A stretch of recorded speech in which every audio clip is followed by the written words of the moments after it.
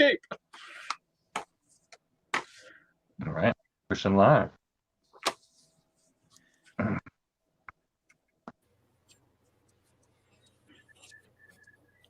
Nice image. Thank you. Okay.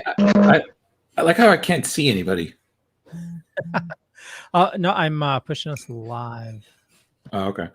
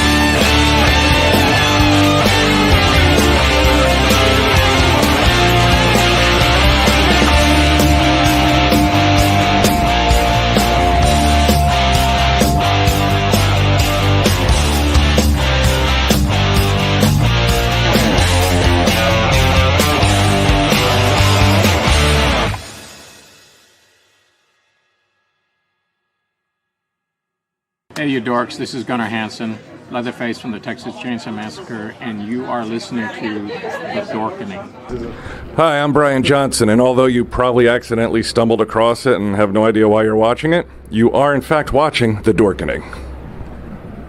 Hello, this is Tom Kenny, voice actor, the voice of the Ice King on Adventure Time, and SpongeBob SquarePants. Ah, meow. Oh, Gary the Snail, too. Hey, guess what you're filling your eye holes and ear holes with? The Dorkening! Oh, I love The Dorkening. Very popular in Ooh. And Bikini Bottom. Hi, I'm Lou Ferrigno. You're watching The Dorkening. And you know what? You don't like me when I get angry, so don't get me angry. You better keep watching The Dorkening. Hey guys, this is Felissa Rose, and you're watching The Dorkening. Hey guys, it's Courtney Palm. We're shooting Death House, and you're watching The Dorkening. This is Anthony Michael Hall, and you're watching The Dorkening. Stay tuned, my friend's going to show you what entertainment's all about, baby. The Dorkening.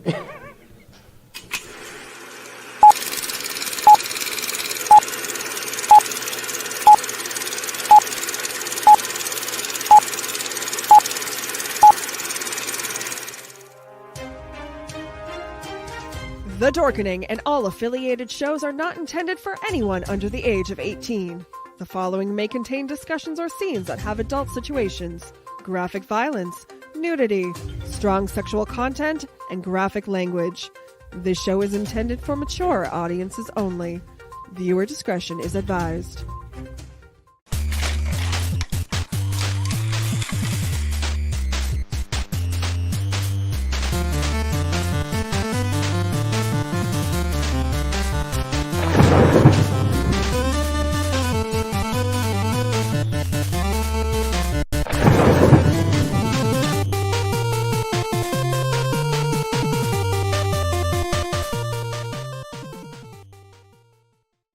Rise and shine, my sinners. When Father Evil starts his day, he gets a little deadly. Deadly Grounds coffee has the richest, smoothest flavor you'll find anywhere. It's sinfully delicious. Once you go deadly, you never go back. Order yours at getdeadly.com. Coffee's so good, it's scary.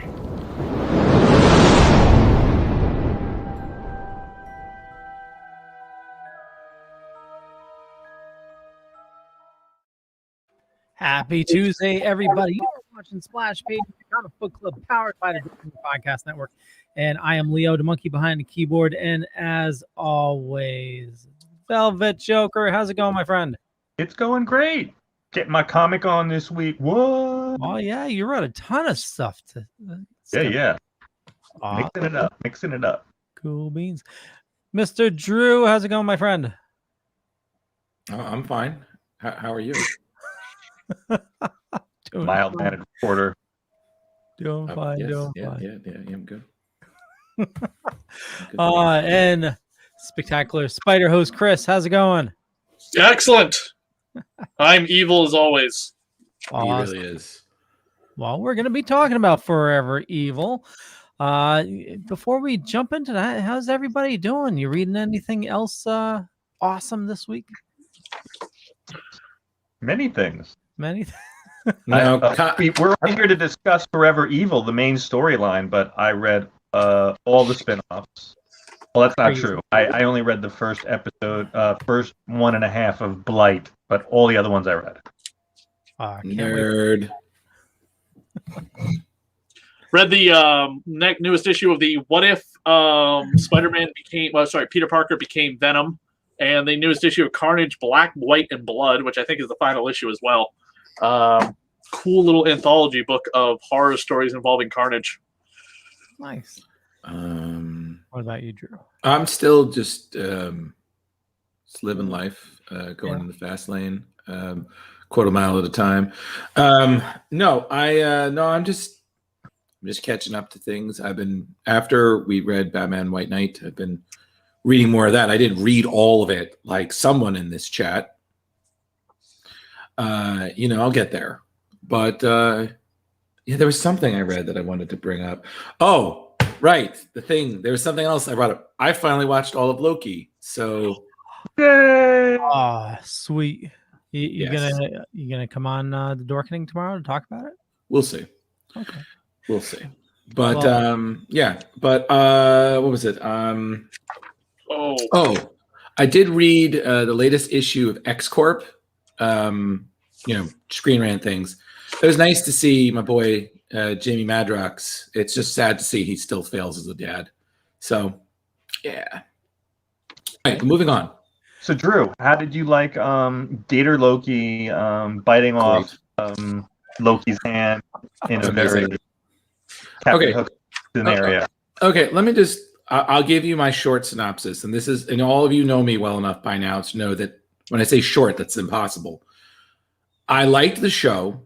To me, it started off slow. It picked up. I loved all the variants. Kid Loki, older Loki, everybody else looked great. I wish certain Lokis got more time, certain less, whatever. Still great. I loved Gator Loki. I was just a little disappointed because I was operating on the impression we would have seen Throg. And I didn't see him. I don't know if he was there. I didn't see him. We did see him because Chris Helmsworth announced that he was the voice of Throg. So when they were going through the Earth, they were doing this slow Earth shot. He was in a container very similar to what Thor was in the Avengers movie when they dropped him out of the building. Okay. And he was there hammering little Throg. Yeah, you got to rewatch. Yeah, he didn't have the hammer. The hammer was like just out of reach. It was like just outside the jar. Okay. Well, all right. So I missed that, but overall, I liked it. I'm really looking forward to different versions of Kang.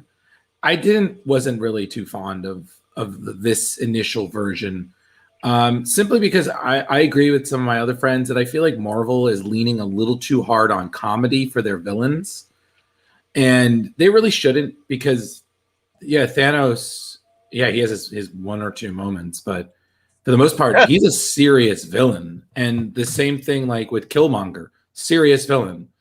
I just feel like I'd rather I don't mind the joke one to two, but I didn't really like that. And I'm looking forward to the different version, which is Kang the Conqueror and Ant-Man 3 a little more, simply because I want to see, Kang, the time despot, I mean, I don't think Killmonger's much of a serious villain. I mean, he's like a threat to Black Panther for like all of 5 minutes, but he gets killed at the end, and it's like, who cares? Oh, he comes back in What If, though, and we know that from the trailer. But unlike Loki, Thanos, the Abomination, who's back in the Red Skull, who is technically, I guess, alive over on, that weird planet with the mountaintop, living with the Black Widow.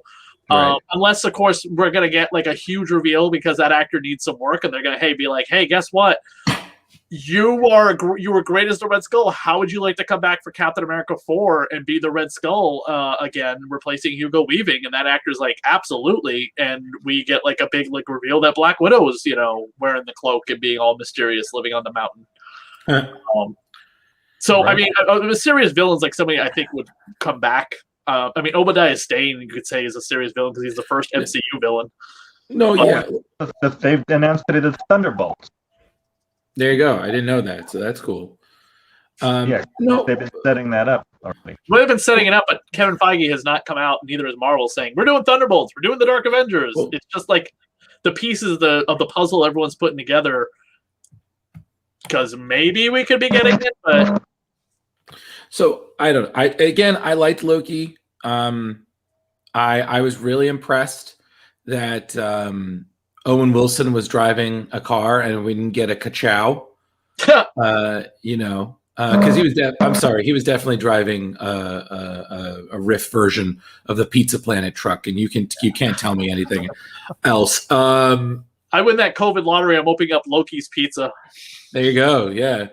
Loki is public domain. You can do what you want. yeah. Drew, it reminded me of the tooth cart from Django. Yeah, kind of. It had that feel. And to me, again, like I said, the later half won me over, because at the beginning I was like, I don't know how I feel about this. And I made the joke to Ange because I knew New York Comic Con, which I'm unfortunately not going to this year, there's gonna be a ton of Loki variants. And I just said to Ange, and she kind of said, this is kind of stupid. I was like, I feel bad for all the salads they're gonna get horribly mangled by Loki cosplayers. I was just like, so, and she's like, no one's gonna do that. I'm like, one person might. Oh, you wait. There will be people who are doing that, and someone's gonna get punched in the face because they're gonna do it to the wrong person. It's true. Did you catch what Kid Loki was drinking? He was drinking. Oh, I caught that. That was an Ecto Cooler. Yes, it the was. Second I was like, that kid killed Thor, and he's drinking my drink. That kid fucks. But like I said, the whole fight scene, President Loki and everybody, that was perfect. Just you betrayed me. You all betrayed me. The end, classic Loki at the end, doing the whole thing of Asgard. That was awesome. Oh yeah, and that actor, I forget his name. My friend was talking about him. He's such a great actor. I mean, he did such a good job as old Loki. Just like I said, that's the kind of thing I want to see. And and again, I was just like, yeah, let the multiverses happen. That's how we got some of the best comics. 2099, Ultimate Marvel, MC2. All those would be branched realities. So let them come, please. Nice. Let's jump into Forever Evil.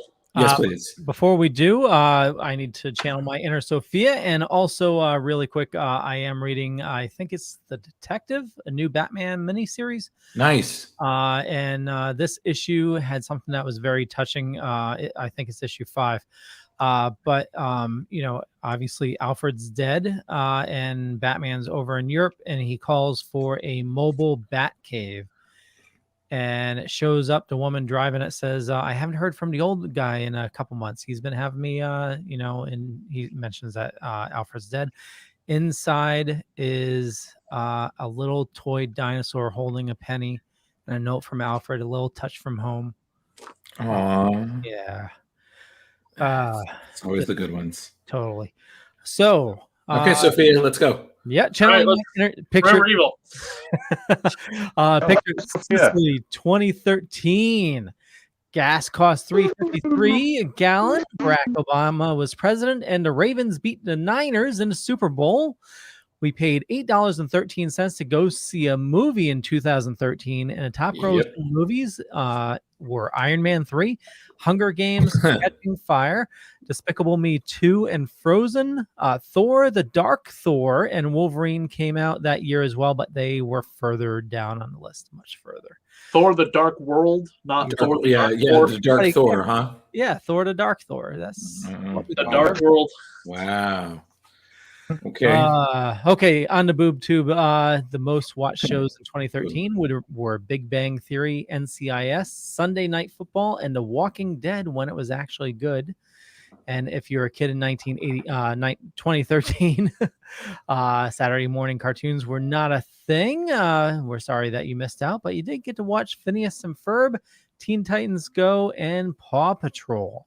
And to wrap things up, the top selling comics of 2013 were number 1 was Walking Dead, number 115, Justice League of America, number 1, Superman Unchained, number 1, Guardians of the Galaxy, number 1, and Superior Spider-Man, number 1. Top 5 selling comics. Number 1. A lot of number ones. Totally. Number 1 sell. Drew, what do you got for us? Okay, right. So synopsis time, kids. So, and I quote, "The Justice League is dead, and the villain shall inherit the earth. In a flash of light, the world's most powerful heroes vanish as the crime syndicate arrives from Earth 3.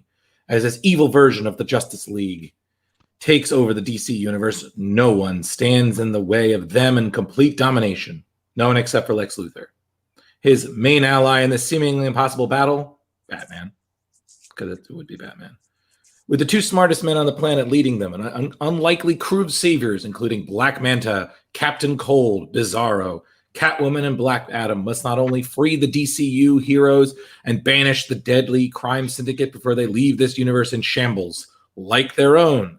By the New York Times best-selling creators, Geoff Johns and David Finch, Forever Evil is the first universe-wide crossover of the New 52. Oh, that's it. We're good. You know, Lex this Luthor is was pretty much a hero in this one. What were you saying, Chris? This was at times I thought the story leading up to this, by the way, is so cool. It's the 3 Justice Leagues coming together for the first time. The Justice League of America, created by the assault on Earth by Darkseid, so basically the Snyderverse Justice League. Then we have the Justice League of America government organization led by Rick Flag, and the Justice League Dark led by John Constantine. And the end result of that storyline is we get also Phantom Stranger, and we get that stupid woman character Pandora, or whatever her name was. What was her name? Pandora, who, by the way, Dr. Manhattan murders as soon as he shows up in the DC universe. Thank God, because that was okay, we're cleaning all the crap from the New 52 away. Pandora, you're dead. You're dumb. We dragged you through the mud for an entire plot line leading to Forever Evil and did nothing with you afterwards. Right. That was the Trinity War story, right? Right. Yes, that is the prelude to Forever Evil. Why the crime syndicate shows up in this storyline. And then this storyline happens, and I was happy at certain parts of the storyline, and certain parts of the storyline are so dumb. The biggest, dumbest thing, Dick Grayson's identity getting revealed.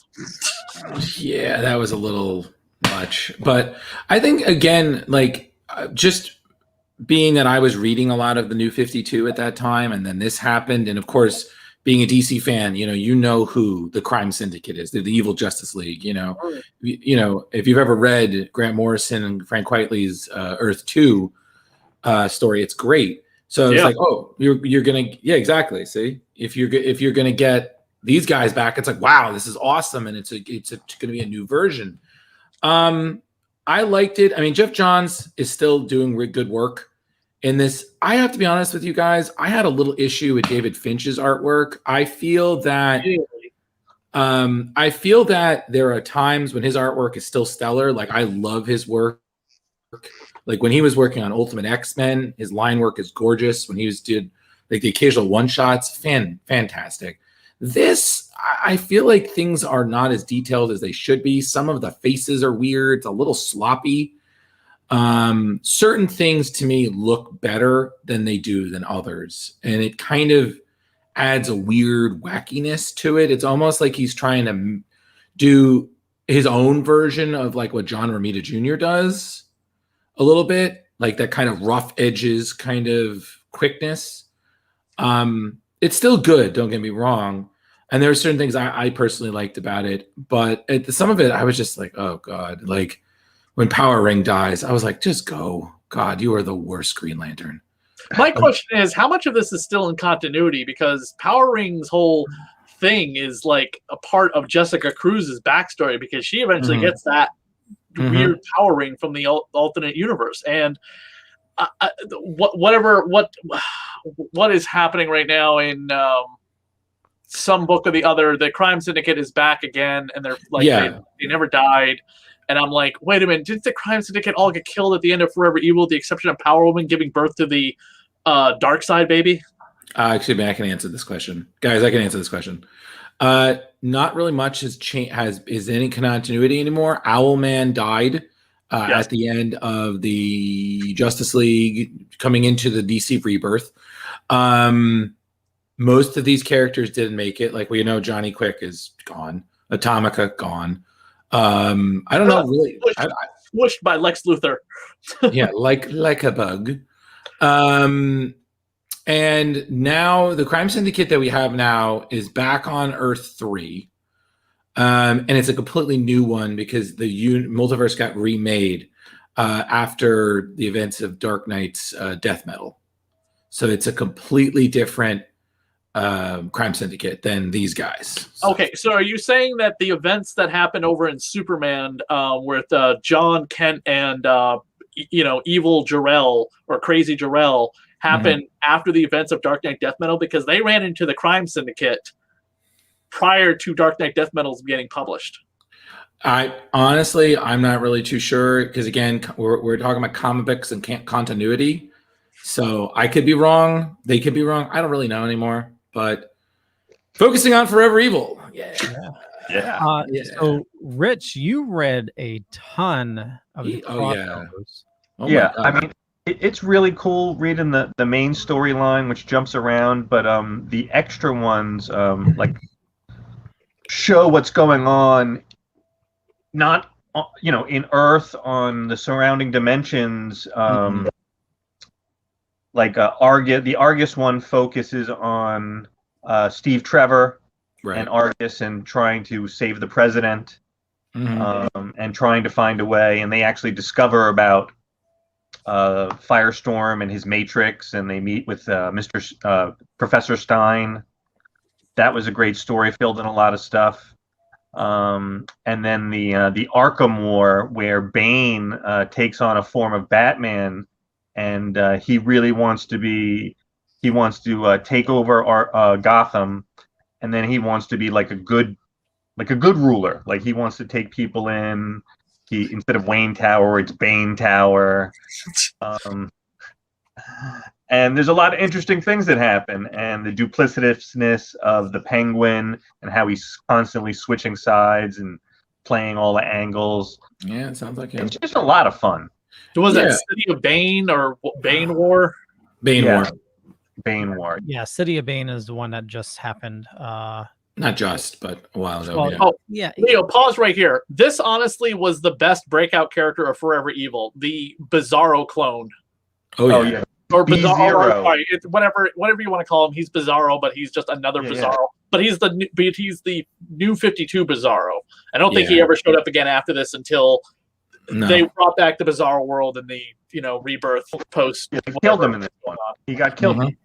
Yeah, he got killed at the end of this, but I do absolutely love that he was very much, like this loyal lapdog to Lex Luthor, and reminded me a little bit of the animated series Bizarro as well, especially when he was like, "Are you Bizarro's mommy?" Oh my God, that was just too much. And Bizarro's on the Legion of Doom or whatever it is in the final season of the Justice League animated series. Like, Bizarro, don't you hate me, love me, whatever. Go do a thing for me. Yeah, right. Well, Bizarro did get killed in this, spoiler Yes. alert, but at the end, Luther is, trying to remake him. And they said, it'll take 10 years. He goes, no, I want him just how he was. 5 years to remake him. Yeah. Dude didn't make it 5 years, so that never happened. Nope. No. And but again, Luther was upset that he was dead. He's like, yeah, he's dead, but he's my monster. Yeah. No one has the right to play with my monster. And I have to also say, because I read some of this, the spin-offs, not the spin-offs, the connected issues. And I really say, like, I did very much enjoy the issues of the Justice League, which focused on their origins. Because I feel like you were really able to see, like, how this version of Ultraman was created, how this version of Owlman. Some of the others didn't really get the same because there really wasn't too much depth to go into. Like Johnny Quick is just a jerk. Atomica is just a psychopath, and Power Ring is a coward with a death wish. But I definitely recommend those, especially because there's an alternate storyline where they're trying to get the Metal Men to help with the fight, and it's the first time we've seen them in the New 52, and it actually was pretty cool. Yeah, involves Victor Stone's father, because Victor was basically like ripped apart, and he's all his, armless, legless, basically like what's left of Victor Stone is less than what Darth Vader has for organic material. If you compare the two husks of flesh together and RoboCop, Victor looks like he has less fleshy parts left over. Oh yeah, totally. RoboCop, I think, is just literally just a face and a spinal cord, but gross, horrific stuff with Victor and that tie-in. It's great. But that, honestly, though, that was one of those tie-ins I thought they were going to hey, they're going to go team up with Batman and solve this whole thing. They never appear in this effing thing until like one page or something like that to free the Justice League from the dimension they're trapped in. Yeah, exactly. But I mean, again, like I said, this was pretty good for a first New 52 company-wide whatever arc. It was nice seeing. I love this scene. We have Deathstorm telling Power Ring, let's give it another week. I was just like, you are the worst doctor of all time. The deaths in this entire miniseries are so graphic. They're pushing the boundaries of what they can put in a comic book at a T rating, especially like when Black Mantis kills Alfred. Like, just fucking stab happy, a little crazy with them. Just like, Black Manta, yeah. I will say one of my favorite moments that stuck with me for the years is how Captain Cold got Johnny Quick so well with the freeze gun. Voice activating the freeze gun to freeze his leg, and then he shatters it. And he's talking about, like, you're good, but you're no Flash. I just always thought that was so boss. And honestly, I think Leonard Snart really earned his spot on even though it was brief, he earned his spot on Luther's Justice League for that, because he just was such a boss. I do like how you call it Luther's Justice League, and of course this is mirrored somewhat in the reign of the Superman animated series or whatever movie it was. At the very end, Luther just shows up at the Justice League's doorstep. He's like, I'm here to be on the Justice League. And it's very similar in the aftermath of Forever Evil. Luther just shows up at Bruce Wayne's house and it's like, hey, I know you're Batman, so I'm going to blackmail my way onto the Justice League. You're going to let me do it, otherwise I'm going to tell everyone you're Batman. Right. Yeah. Drew, I highly suggest you reading the Rogues spin-off, because Snart is just he's a key figure, and it's a good read. Okay. I've never read that. Is that collected? It's got to be collected because everything's collected, right? Yeah. And that's Geoff Johns and Scott Collins, right? Yeah. I believe so, yes. Yeah. What was the name of it? Rogue's Revenge? Yeah. If you just look at Forever Evil, Rogue's Revenge. Forever Evil and Rogues, it'll be there. Also, another great moment in this, to me, was Ultraman just beating the shit out of Black Adam, because Black Adam is a great villain, and sometimes, but I'm like, he just fills that hero, that villain archetype of just talking all the time. And it was just so funny to just see, in some ways, to see someone shut him up. Like the guy could barely talk because he goofed up his jaw, you know? Crushed jaw, yeah. But what did you think of the big reveal with Shazam spelled backwards, Mazam? You know, honestly, when I first read it, I was like, wow, that's an interesting twist because, again, considering who Alexander Luthor has been in different storylines, because correct me if I'm wrong, but wasn't he the one of the primary villains of Infinite Crisis? That was him, right? Alexander Luthor, right? He was that big mastermind behind all that crap. Yeah, he was. He is the son of Lois Lane and Lex Luthor from the Crime Syndicate universe. Right. So when the entropy wave was killing the Crime Syndicate and everyone on that planet, Lois and Lex shot their son into space, a la Superman, and he grew to maturity, saved the multiverse. Then Geoff Johns came along and was like, nope, they're all bad guys now. And he went nuts and caused, Superman Prime's temper tantrum and a bunch of other things. And he was killed by Lex Luthor. Sorry, no, he was killed by the Joker. Because he didn't want the Joker on his team of supervillains during Infinite Crisis. And him and Joker and Luthor murdered Alexander Luthor. Joker squirted him in the face with the acid, and then Luthor shot him. So, point being is, Rich, we always got to let you play. So what you're give saying, him his Chick-fil-A, he'll be happy. Dear God. So what you're saying is Luthor is the actual father? Thank you, Maury. Yes, thank you, Maury. Majan or whatever his name is. Yeah, she is the father of Superwoman's baby. Lois Lane, by the way. This is Lois Lane. Oh, yeah. God. Well, I mean that was a running gag because first she goes to Owlman, you got to protect our baby, and then who was next? There's Ultraman. 3 minute ones. Yeah, she was Ultraman. You got to protect our baby, and then this is really. I was like, damn, Lois. Getting around. Yeah, and then of course, moves. God, if I ever meet Geoff Johns, I mean, I've had him on my radio show like one time, and that was for like a 5-minute. Hey, we need everyone to promote the New 52 in good light, so you get access to Geoff Johns and Jim Lee for like 5 minutes.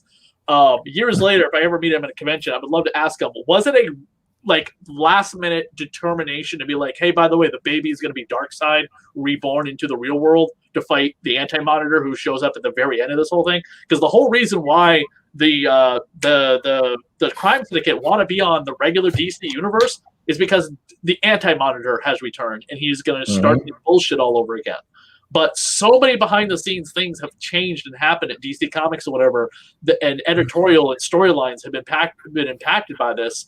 I'm always wondering, was Darkseid supposed to be reborn through this? Was the super big delay with Doomsday Clock the cause of a lot of the other changes we got out of this miniseries? Because this miniseries is the catalyst for so many things in DC Comics. Yeah, it was. Until they weren't. Yeah, and another great moment I have to bring up is the obvious that Bruce Wayne wielding a Sinestro Corps ring. Yeah. And Sinestro even brings it up. He's like, you'd make a really good Sinestro Corps member. And I feel like Batman is just like, no. He's like, no. Because Batman. Well, I think the funny thing with Batman is I remember, I don't know which issue this was. I think it was in 52 where Green Lantern lets Batman use his ring for like a hot minute, and he just like puts it on, and then a wave of green energy bats and flying around and stuff, and he's just like, no, I'm good. I'm just like, it's a boss move. You have the most powerful weapon in all the universe, and you're like, I'm good. I'm like, that's the guy you want on your team. Okay, so by the way, the Forever Evil miniseries is Rogue's Rebellion. Oh, okay. It was an R. And we can't forget to mention there's the great scene where they have to kill Richard Grayson because his body is attached to this explosive device, and Luthor essentially kills him, and Batman flips out, of course. Right. Right. Oh, this is also, by the way, written by Brian Bussalato and art by Scott Hepburn. And then, of course, they bring him back to life. But, yes. Emotional scene for a page or two. Well, totally. And doesn't somebody mention to Luther, did you really mean to do that, or did you have to do it? Meaning that Luther is on the same level of Doctor Doom, and he will never admit he made a mistake. Even if he completely goofs, he has no idea what he's doing. I'm like, I know how to do that. Why? I'm Lex Luthor, bitches. Like, it's the same thing with Doctor Doom. It just, I am Doctor Doom, ruler of Latveria. You do not speak to me in such tones, peasant. Just like, I'm just like, it was a simple question. Did you want dessert or not? Whatever. But cream puffs. Cream puffs for everyone, except not that Reed Richards. Yeah, I mean, again, like the ending is still one of the best parts, because seeing the anti-monitor again after all this time, I mean, that became a huge part, especially in whatever the Justice League war. No, not Crisis. Well, I mean Crisis, but I'm talking about in the New 52. Oh, the Dark Side War. Thank you, the Dark Side War that Geoff Johns did with Jason Fabok, which is great. Like, look at that. Like, but it's the best part is we've never seen that. We've never seen an evil Shazam. But right, wait a minute. So Darkseid was still alive at this point. He wasn't dead yet. It wasn't until after he's killed by the Anti-Monitor that Superwoman gives birth, and then she rebirths him back into the world, right? I think so. It's been a while. Yeah, because he has to fight the Anti-Monitor, because the Anti-Monitor and him, that's the whole point of the whole story, is they fight. And then at the end of that, that's when she gives birth. And then she dies. And then everyone's dead, finally, of the crime syndicate, I think, except for like one character. And then they get rebooted into new bodies. Yep. Because the whole thing with Dick Grayson sets up a good series by my buddy Tim Seeley, Spiral. Yeah.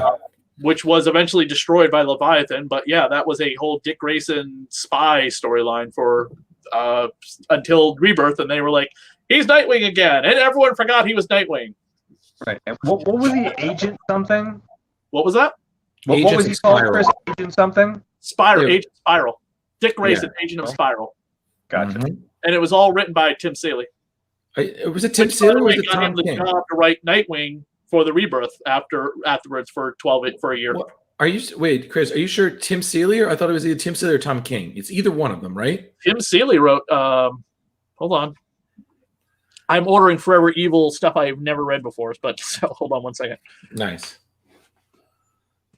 Does anyone know, by the way, how to switch Amazon? My Amazon keeps switching over to Spanish. I don't know why. It wants you to be more cultured. Yeah, right. Dick Grayson.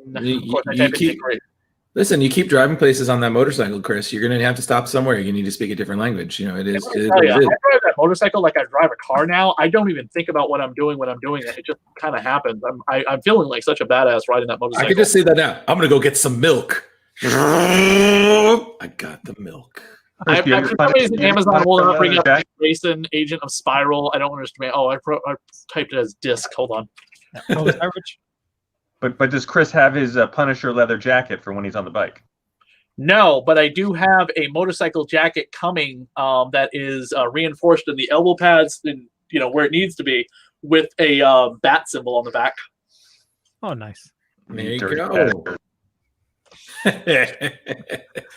And this was the next time I see Rich over at Chick-fil-A, I know who to hit on the road now. To do it with a smile. I'll throw the batarang at him and be like, take that, Joker. Yep. And when these two nerds are getting carted away in hospital, sometimes what happens? I'm like, nerds. And like, again? And I'm like, yep. So Rich, I have to ask, is your car green? No. More like a rusted color. Well, I could just picture you driving like a Joker mobile, Yeah. Well, I have been looking at this green Corolla I've got my eye on. Nice. Oh boy. Are you going to get a new car? I'm looking. I'm waiting. Connecticut has screwed me. They've missent my license to me 3 times now. How? Well, I how know did you were someone waiting miss for. them? I know you were waiting for some personal life stuff to get over and done with finally, and then you could finally get a new car. You were saying. Yeah. It was supposed to be first. It was the ex-wife payments, which ended 2 weeks Okay, I ago. wasn't gonna say it. All right, go ahead. And now I'm waiting for my license because you can't even buy a car without a license. So. All right, Drew, maybe you're right. Maybe it was Tom King. I type in Tim Seeley on Amazon every which way, and I'm not coming up with the Dick Grayson series. I swear to God, I thought Tim wrote that. But I know he wrote the Rebirth Nightwing, which basically put the genie back in the bottle, out of like the way Daredevil did. And it was like, oh, no one really remembers who Dick Grayson is, so no one gives a shit who Nightwing is. By the way, you do know that Dan DiDio wanted Dick Grayson killed in Forever Evil, right? Yes. Yeah. Dan DiDio hates Dick Grayson. Thank God he's not in charge of DC anymore. But yeah, he was such a mad-on to like, let's kill Dick Grayson. Well, yeah, but like, no. But he's been that way since Infinite Crisis, because he was supposed to die in Infinite Crisis too, and then they were like, "Dude, we can't kill him. He's Nightwing. He's the one character that everybody loves." By the way, the hardcover collection of all those New 52 one-shots goes for is currently on sale on Amazon Prime for $93, Leo. I know you want to buy it. Oh. $93 from $150. That's pretty good. And you get all those one-shots, which I had a few of those, and let me tell you, freaking scalpers and those, jackasses at conventions ripping off fans, they were jacking up the prices of those lenticular covers. They would shine and move and do all sorts of funny stuff like crazy.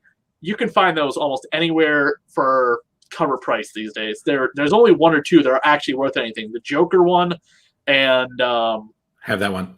Yeah, the Court of Owls one, the female ventriloquist one, which was a fucking horror story if you ever read it. Oh, it is. Yeah, and like a couple others are really worth a lot, and I mean a lot with the particular covers. Even the regular covers are worth a lot, but most of those are not well written and not great, and you can find them pretty cheap. And that's, to me, is again, I feel like one of the worst downfalls of just modern day comics is it's just all the unnecessary tie-ins. There used to be a time when the tie-ins were necessary, prevalent to the plot. Like, Chris, when we're reviewing Spider-Man and you have 2 different titles that are happening at the same time, they reference each other. Right, and they feed into each other. Right, exactly. But like Forever Evil is just like, oh, do you love this character? They're getting a one-shot. Oh, okay. Right. Like what's happening right now with fucking Star Wars. It took 6 goddamn issues, a video game, and 1 novel to tell the story that took place between Empire and Jedi. But Marvel Comics has 34 fucking parts to a storyline that's not even the entire story. It's just this one little problem Boba Fett's having. So we have 34 fucking tie-ins to it. And then we're still going to continue the year between Empire and Jedi after that. It's not like this ends the Empire Jedi missing year. No, they're going to continue the Star Wars book and the Darth Vader book after the War of the Bounty Hunters is over for 34 parts. Rich, you just have this interesting face as we were talking. It just made me laugh. You were just like, yeah, this is funny. Yeah. Well, because I just know that's what these companies are doing. They don't care about telling stories. They care about making money, and then they're gonna, if you guys are gonna buy them, they're gonna put them out there. Right. I'm not buying Who Shut Off the Light to learn why did Tony Stark get his leg chopped off in a plane crash or something, which is the next big Marvel storyline happening coming up soon. It's one of the best things about working for Screen Rant. I get to read all these books in advance. So I'm like, cool. The only thing I've wasted is my time and not my money. Wait, did they send you the physical copies? No. They just let us read the PDFs. Yeah, I got the PDFs for everything Dark Horse and IDW puts out, which is nice, but I only read honestly, I buy one IDW book a month or whatever, and the rest I'll read through their digital, here, Chris, read this and write reviews about it. They don't. Trust me, whatever I read, I'm just like, it's usually Dark Horse, one Marvel book, Strange Academy.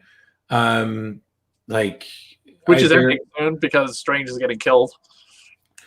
God, nothing ever good lasts, motherfuckers. Death of Doctor Strange, #1 of 20, comes out this September. That's okay. He's got a movie coming out with Elizabeth Olsen. He'll be back. But no, but back to this. It was just a bold story, and I liked it. I just, to me, I gotta be honest with you, like the art just took me out of it sometimes. Like there's certain parts that I thought were better than others. Like the what's the word for it? Like when you have all the villains and the Watchtower, I was like, wow, this is great. And then some of the other panels, I just was like, could you spend like 5 more minutes on this, Dave? Like, come on, man. Like, am I remembering correctly? Were there tons of delays in this book? Oh yeah, Forever Evil was insanely heavily delayed by many months. Yeah, if you want to, I mean, Leo, can you bring up the publication dates for the issues? Give me a minute. They're not really in the back. Okay, so this says 8/23/13. It does actually say at the very bottom. This says 9/20/13, so that's right on track. This says 10/25/13, so not quite yet. This says 12/6/13, so we missed November. Wow. This says 1/24/14, so they're back on track a little bit. 2/21/14, and then so the final issue was delayed by 4 months. Yeah. So it's saying after the final issue got delayed to April and eventually again to May, the final issue's delay was due to Johns realizing he needed more pages to conclude the story than originally intended. Right. At least that's what they said. Yes. Do you notice Geoff Johns has been very quiet of DC? He's got a book out right now, but he is not their big poster child as much as he used to be. Yeah, I think unfortunately some of that Justice League scandal, I think kind of put him on the quiet side, because I do recall they named him in that.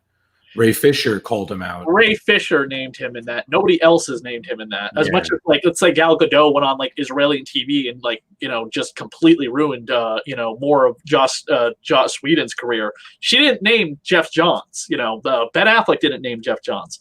Nope. Ray Fisher named Geoff Johns in a, like, you know, these are the people I believe are racist and so on and so forth.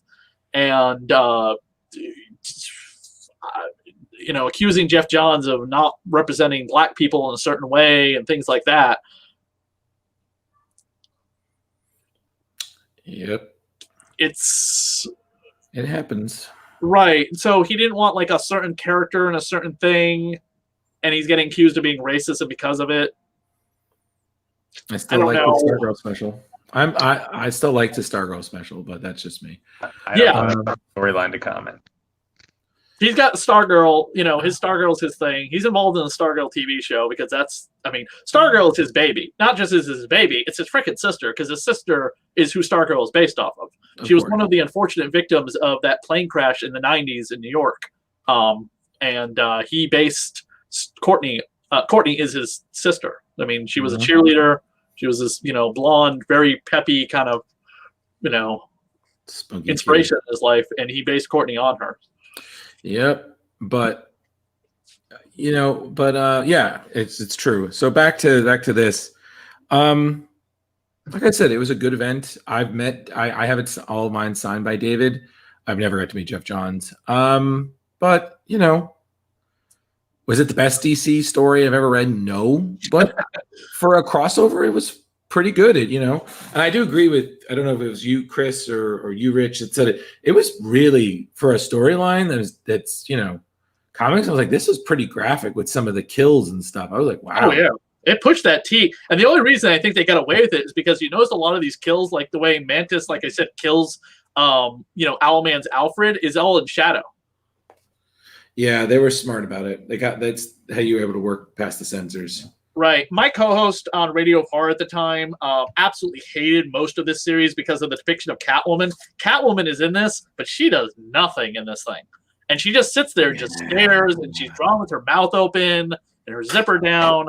And it's a lot of what a lot of fans have hated about Catwoman in the New 52. She was insanely overly sexualized. Like, Catwoman's supposed to be this sexy character, but there's a point where it's just like crossing a line of just like, why are you even putting Catwoman in any book or having a book about her if she's nothing but just like a goddamn sex symbol? I mean, at least Vaporella's written with like compelling story arcs, Yeah. And I kind of agreed. I thought Catwoman was just completely useless in this whole thing. She just stands there most of the time. And it's like, what? what was the direction to do with Catwoman in this? She could have been like, oh, Catwoman, I need to go steal a thing, and hey, I'm gonna run into one of the the crime syndicate people, and I'm gonna use my Catwoman wits to outwit them because they're willing to kill and I'm not. What about you, Rich? As far as Catwoman, I mean, No, yeah. I mean about overall the storyline. What? I mean, I enjoyed it. It was fun. It was a different play. You don't often see the whole Justice League's taken out before, at the very beginning of the storyline. So they're already more or less eliminated. And seeing the ramifications of that, especially through a lot of the spin-offs, they show a lot more of what's going on Earth while all that is going on. And it was vast, and it was a big undertaking, and some parts they were very successful at, and some were a little bit weaker. And overall, I mean, it was a fun story, and it was good to see a different arc, a different play on characters that we've seen before, and see other characters step up. And it was nice to see Luthor is kind of the main hero, I felt, of most of this main story arc. He's about as hero as he gets. Yeah. Well, you definitely see his own self-interest. Well, he does, he does grow during the storyline, which I thoroughly enjoyed. At the beginning, he's ready to kill. Ted Cord. Yeah, and he's talking about, I'll destroy your family, and throughout his journey, and then his whole deal with B0, and him really having feelings for that character, and then at the end, the son coming and him deciding to write a check for the son to rebuild his company and to help him out. By the way, Super Uberman, whatever his name is, Homelander, him pushing the moon in the way of the sun because the sun is what hurts him, kryptonite is what fuels him, is reminiscent of like Superman 4, The Quest for Peace, where Superman pushes the moon in front of the sun to stop Nuclear Man. Oh yeah, I never realized that. Put that together either. Yeah. And you're right. Luthor does have a lot of character development in this, and he'll eventually become like a Superman with a body armor when the New 52 Superman dies. And I'm not going to get into the whole complicated story about that. But and then he's a hero through and through until Daddy Jor-El shows up and is just like, no, you must not wear the shield. You must go back to being a villain because editorial says so. And then, he's like the Omega Predator, whatever, through Anti-Monitor's fucking mother. I don't know what Luthor's doing these days, but a lot of people are kind of pissed that they went back on that because this whole Forever Evil did set up Luthor to become like not an anti-hero, not a hero, but not a villain as much as anymore of like, I just got to plot to kill Superman because I can't stand he has hair and I don't. Yeah, it was more like you're sinister with villainous overtones. Rich. Right. And I mean, and it's full of villains. How could you not love that? Right. Okay, and did we not see Joker in this? No, Joker is only in the tie-in to his origin story, his umpteenth million told origin story. Yeah. I do love the fact that we got the Snake Eyes movie coming out this weekend, and it looks like from the trailers they're sticking pretty close to the way Larry Hama wrote origin story for Snake Eyes, but we're not getting his name still, and his origin story looks pretty much the same. It's one origin story, just tweaked a little different here and there. But the Joker has 7 different freaking origin stories, and it's like, why? To keep the mystery alive, what's the real origin of the Joker? That's the beauty of the Joker. You're never going to know the real story. That's And honestly, the whole thing with seeing Snake Eyes, like, was it like knowing his name or something like that? It's the same thing like seeing Judge Dredd's face. Like, it's better that we don't. It's become part of the character. So it's just like, it's just one of those where it's why ruin it? There's nothing you could do.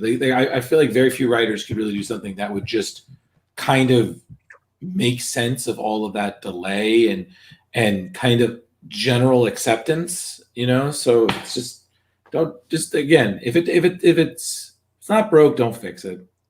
Does anyone notice what Bizarro does for a costume? Hey, where's it inside out? The Superman off inside out. Yeah, I didn't notice that. Oh my god, very clever. I just want to see someone do this version and just be at a convention handing out flowers. I met David Fincher so many times, and I have other stuff signed by him, but I can't believe I've never had him sign this. Yeah, I mean, and he'll do it. It's a pretty chill guy. Yeah, and he did it like 5 for free or something like that, you know? Mhm. Yeah, but he's a chill guy. But I always find it funny because he's also follically challenged. So seeing every time I see like Luther, I just keep thinking, I was like, is this a little based on you there? A little inspiration, a little gravitation there.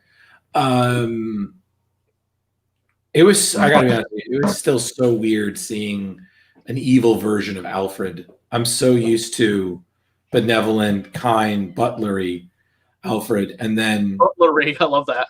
Yeah, and then seeing like evil sidekick or Alfred. I'm like, okay, in a purple suit. I'm like, okay, I'm down with this, but this is also strange in a weird way that I can't describe.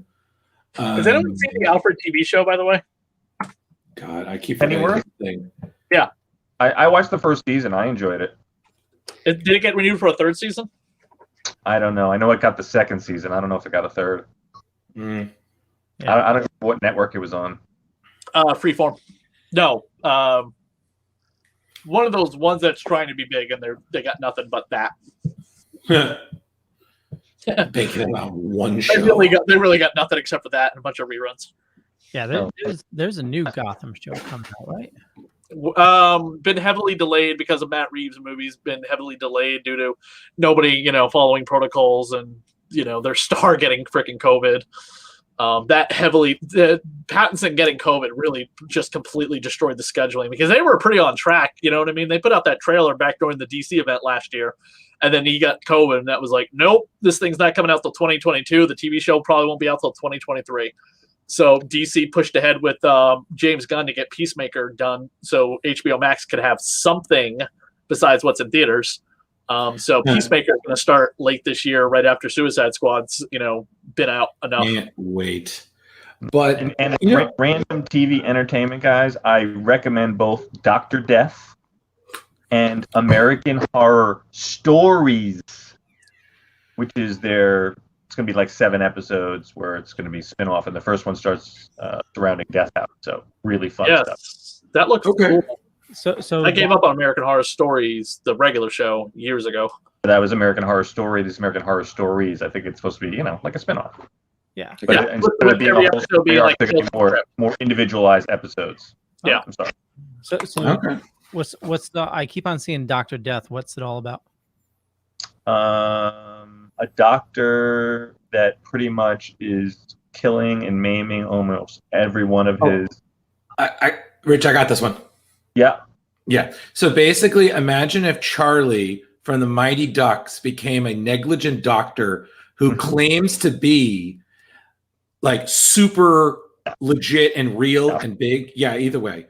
Claims to be super legit and whatnot, but his negligence kills patients to the point where literally people catch on. There's a huge thing, and he's forever known as Dr. Death. Is that about right, Rich? Yeah, and it's based on a true story. So I read the article, and it's really great. Oh yeah. He's literally, there are people who are like permanently paralyzed who went in for like simple procedures, and the guy was an idiot. But he claimed he was like, oh, I'm the greatest surgeon in the world. But he nicked like a horrible nerve, and then someone who went in for like a spinal incision is now paralyzed and kind of deal. Like he's ruined people's lives. He killed people, and he got away with it for years. Until it all caught up. Yeah. And you watch it, it's really scary because like doctors are very insulated and they protect each other. And it was very difficult to take this guy down. And it really makes you think when you're going to the doctor, good God, who's going to cut me open? Hey, Leo, what is that sharing site that you're on that you teamed me up into? I'm still going to watch that Batman animated film. We can talk about that after. Sorry. Yeah. If you want to watch something else, also definitely check out Schmigadoon. Schmigadoon, what is that? Schmiga what? Schmiga what? Spigadoo. Spigadoo. What? I feel like All right, Leo, what's the synopsis? Okay, Key from Key and Peele and Cicely Strong, is it from SNL? Cecily Strong. Cecily Strong. Comedy where they're a couple, they're having romantic issues, so they go on a nature preserve to rekindle their magic their relationship, and they're on a hike and they end up in this town that turns out to be a musical, and they're trapped within a musical. Fantastic. So they're like just regular people, then all of a sudden like people start singing to them, and it's hilarious. I highly recommend it. 2 episodes. Like pop rock. Yeah. Well, that sounds good to me. Yeah. Okay. We'll wrap things up here on Forever Evil. Yeah. What are you gonna do? Yeah. So, I'm gonna give this. Again, highlights, lowlights. So it's not like last week where I gave a 5. So we're gonna go 4.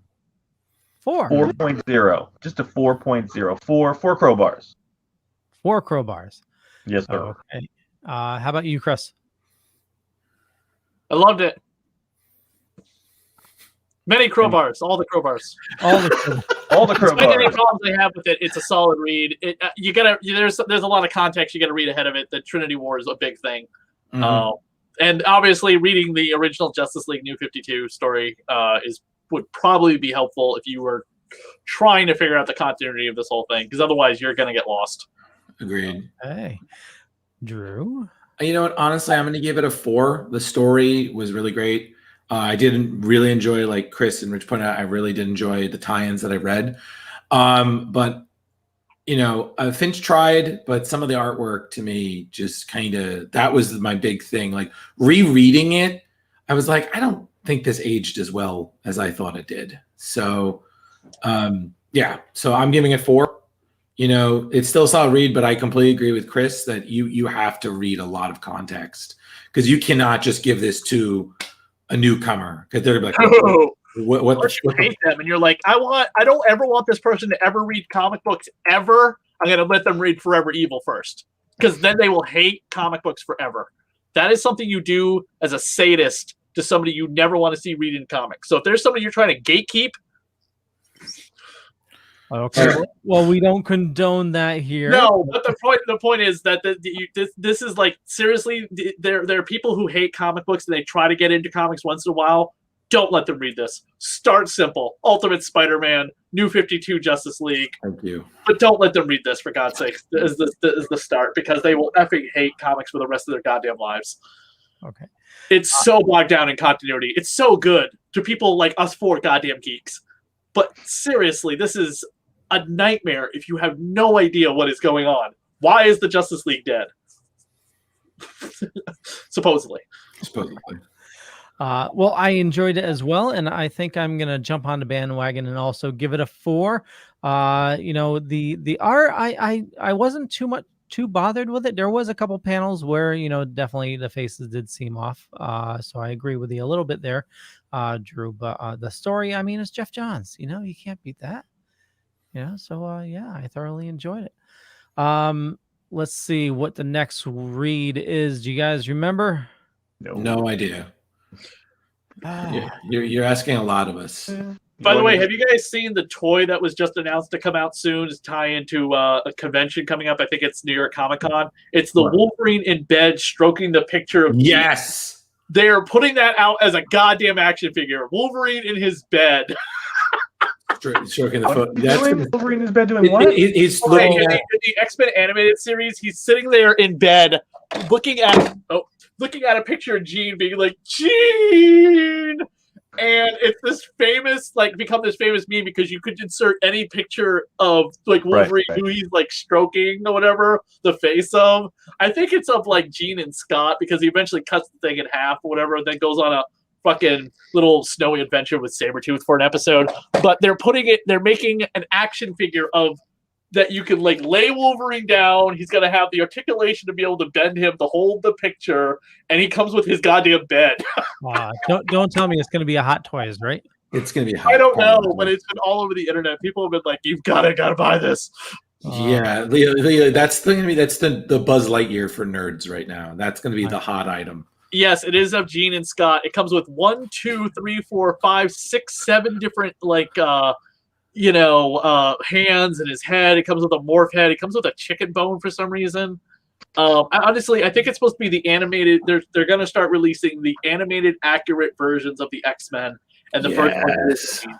And by the way, he comes with the Wolverine, so it looks like in the opening sequence where he's doing the claws like this, and the lightning coming out of the claws or the sparks or whatever it is. So you could do that. I'm like, this is awesome. They're probably gonna be like $25 to $30 a figure. Yeah, honestly, I just want to be that guy who just goes to a con and plays the theme song and sees if any people just start doing it. Like, Hey, Chris, we didn't touch on how Loki's Mobius was made after Grunwald, wasn't he? Yeah, we touched upon that. Episodes ago. Oh, Ka-chow. Yeah, we did that when Catherine came on. Next. What's that, Rich? Were you not on for the Catherine episode? What's that, Chris? I'm sorry? Were you not on for the Catherine episode? No, I was there. Getting old, the memory, That's okay. By the way, Drew, how's your research coming? It's coming. I will admit I've been a little delayed because my job's been kicking my butt because they've been giving me more to all right. do. Well, get me that and those pictures of Spider-Man you keep promising. Yes, sir. Yes, Mr. Chris, sir. I want Spider-Man. And your research. Okay. On that note, next week's read is Venom. It is Batman Venom or Batman Venom from Legends. Oh, okay. Yep. Oh boy. Oh, Ray. Batman raged out on what do people rage? What do sports athletes rage out on? Cocaine. Batman on steroids. Cocaine. Oh, how about Ultraman sniffing kryptonite? Oh yeah, that dude got high, man. Oh well, yeah. I briefly mentioned it because he's like he blocks out the sun, but the kryptonite gives him the powers. Yo, you gotta love the fact that he literally just killed Metallo just to get his kryptonite. He was like, oh, you're here. By the way, we might be seeing that Crisis on Earth 3, whatever the hell it was, storyline, the upcoming Infinite Justice League Infinite, the crime syndicate that they were going to do between seasons 2 and 3 of the animated series before it became Justice League Unlimited. But they scrapped it to just go ahead with Justice League Unlimited. That was also supposed to explain where the hell all the other heroes came from and why the hell the Justice League now has like an infinite number of heroes at their disposal. We might be getting that soon coming up in Justice League Infinite. So we might be seeing the Crime Syndicate in the animated style. Nice. Which, by the way, became Crisis of Two Earths, that movie with, what's his name? James Woods playing Owlman, which was brilliant casting. So good. Because James Woods kind of a giant Republican douchebag, and Owlman is too.